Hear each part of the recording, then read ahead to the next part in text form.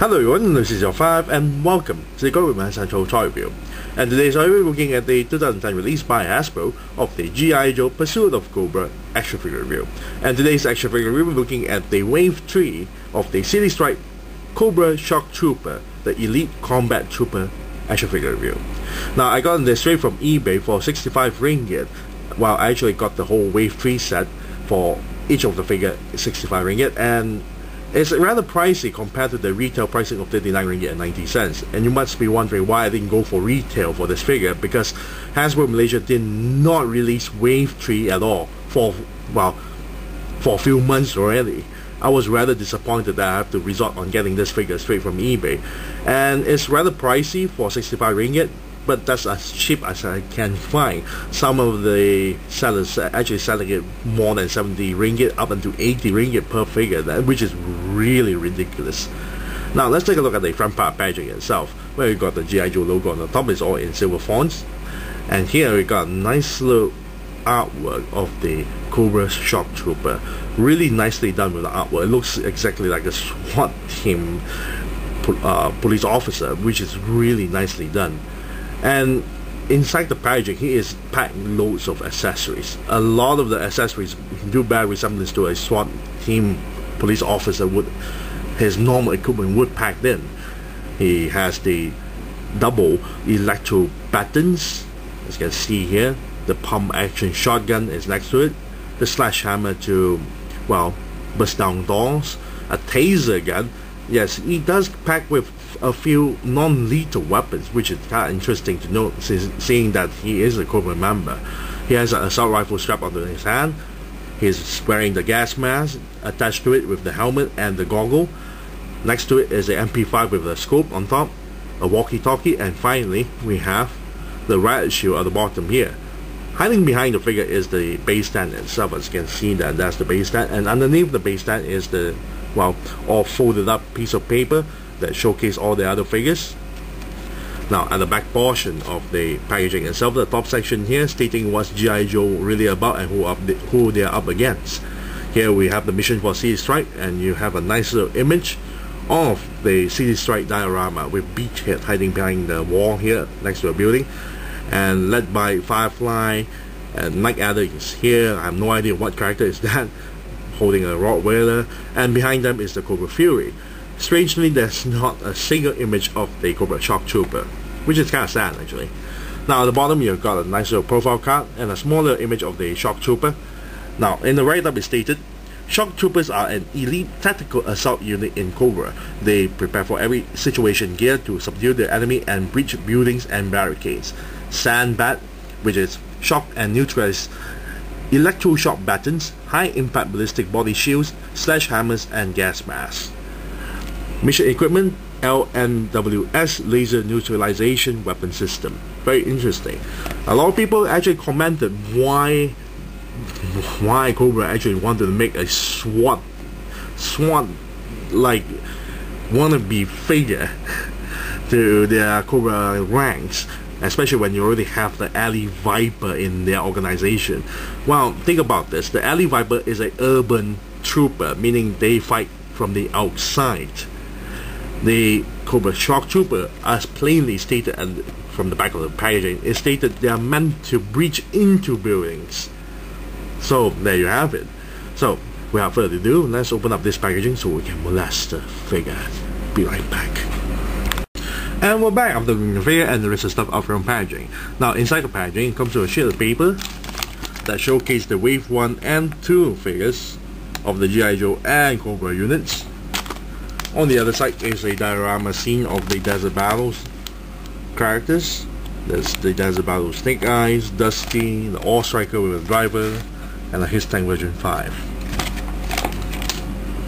Next, we'll take a look at the figure's accessories. Comes with the atypical 25th anniversary design of the Cobra base stand with a Cobra logo on the top, with 2 pegs for the figure to stand on. And the nameplate there stated as Cobra Shock Trooper, and at the back there stated as 2007 Hasbro made in China. Now majority of the Shock Troopers accessories are all new stuff. The only exception is the pump action shotgun here, which is actually an old accessory. It's not painted at all, it's all pure black plastic. Nice little details there. There's a targeting sight at the bottom of the barrel itself. A smaller trigger hole for the trigger finger to slip into. Very nice. Then we have a new assault rifle, which is painted in silver on both ends here. Very nicely done with the details. On the top section there, there's a scope, 2 handles at the bottom, the clip, the stock has been extended. Very nice. We have an MP5 here. You can see there's a bit of paint job with a red line and a smaller red paint job there. Scope on the top, magazine in the middle. Very nice. However, the red stripe from this section here is not as visible compared to the other side. Then we have a taser gun.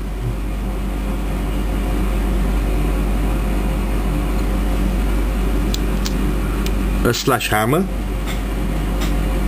They are not painted, of course. The electroshock buttons. There's a clip there to clip for the other side of the baton. The buttons are supported by the string. Very nice.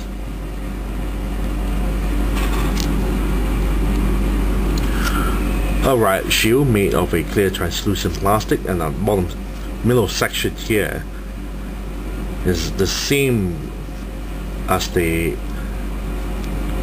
clear translucent plastic itself, but they actually painted the entire section here. Very nicely done. With the word Cobra painted in the middle. The rivets are all painted in silver. There's a nice little Cobra logo here.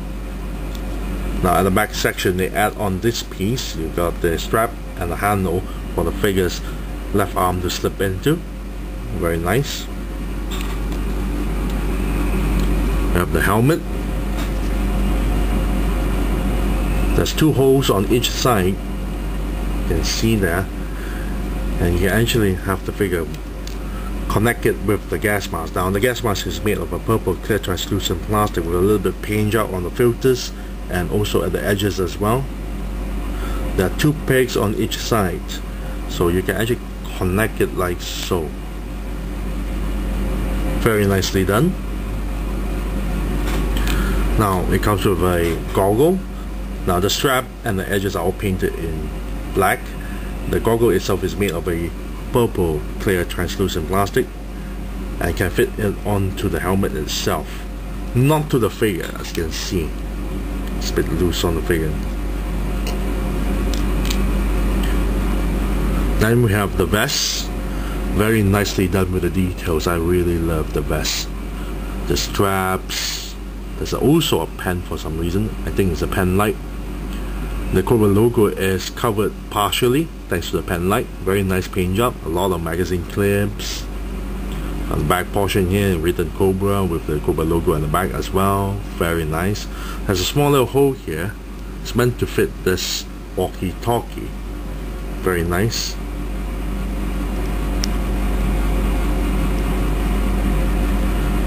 Very nice indeed. Now let's take a look at the figure's paint job. Now for the figure's paint job, there's also very little amount of paint job applied onto the figure itself, but the details are there. Let's start with the head. Now the entire head is not painted except for the eyes there and the flesh tone skin. Very nicely done. The eyes and the pupils are painted. The eyebrows is as well as painted. Very nicely done. There's a small little Cobra logo here. Also a Cobra logo here, which is painted in one angle. So the pockets are all painted in grey, so that's the same side on the other arm. Our pad is painted in black. Now the belt is painted in black with silver buckle. Very nice. Knee pad is painted in black. And that's all you're gonna get with the paint job. That's all the paint job there is. Now let's take a look at the figure's sculpt and mold. Now the entire figure's mold is all new stuff. There is no reuse at all, which is very nice. The head sculpt is actually quite nice. The figure well, is wearing this black cover mask to cover the entire head and leaving quite a number of excess on the neck itself, as you can see there. But it actually hinders a little bit of articulation, because as you can see, once he wears the vest itself, he barely able to pivot the head up and down. Without the vest, he can pivot a little bit, but with the vest on, he barely able to pivot anywhere. Very nicely done. The body is very nicely detailed. A lot of wrinkles, a little bit of muscle tones down. As you can see, the wrinkles of the entire uniform. The armor pieces on the elbow pad, the knee pad. A lot of thick clothing now, a lot of pockets. Very nicely done. Really love the amount of details they put onto this figure. Let's take a look at the figure's articulation. The head barely able to move up and down though. With the vest, it won't be able to move at all. Barely able to move side to side, but can turn the head 360 degrees. Torso here can move a little bit forward, back a little bit, and turn 360 degrees, and also go side to side. Shoulders here can turn 360 degrees. It's a bit tight, and lift the arm this far. Elbow joint here can bend this far. Can't bend backwards, of course, and turn 360 degrees. Now the wrist joints are quite interesting. Of course, they can swivel 360 degrees. On the right hand, there's a hinge joint that allows the hand to go downwards and upwards. The left hand, however, the hinge joint goes this way. Very nicely done. Hip joints that move forward, back a little bit to the sides. Double jointed knee that bend this far, and ankle joint that pivot downwards and upwards and turn 360 degrees. Very nicely done. Now let's equip this figure with all the accessories. First, you have to pop the head off, because wearing the vest is a bit, well, problematic with the head on. You have to remove the walkie-talkie first. Now putting on the vest will also be a bit problematic, because you have to fiddle around with it to slip in the arms in like so. There's a button on the side here, you can see. Push it in. There you go. He's wearing the vest. Now for the right shield, let's just slip in like so.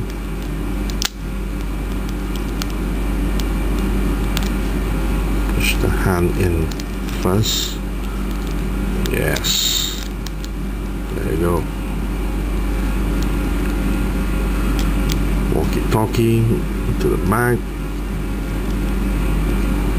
Helmet. Gas mask. Goggle. And also the MP5. Now he won't be able to carry all the equipment, as you can see here. This is the maximum load that he can carry, but overall the figure looks absolutely gorgeous. I love the figure. Very nicely done, as you can see there. Very nice, with his full gear on. Very nicely done. So overall, if I want to give a rating on this, I really wish that the rifles and the shotgun would have like a strap so he can hang on to it, or at least the backpack, or at least give him a backpack so he can store on the rifle or other accessories. But I guess they're trying to follow as close as possible to the actual SWAT team, that they don't actually carry backpacks to carry all bundle of items. So for this figure, this is actually pretty good. This is really awesome indeed. So if I'm gonna give a rating on this, I would say I'll give it a nice 9 out of 10. A nice 9 out of 10 for the shock trooper, because I really don't like the bottom section of the head joint itself, because it hinders a little bit of, well, the articulation on the neck joint. But overall, the entirety of the figure itself looks really great, really nice. So 9 out of 10 for the Cobra Shock Trooper. I thank you all for watching. This is Lucy05 and I'm signing off.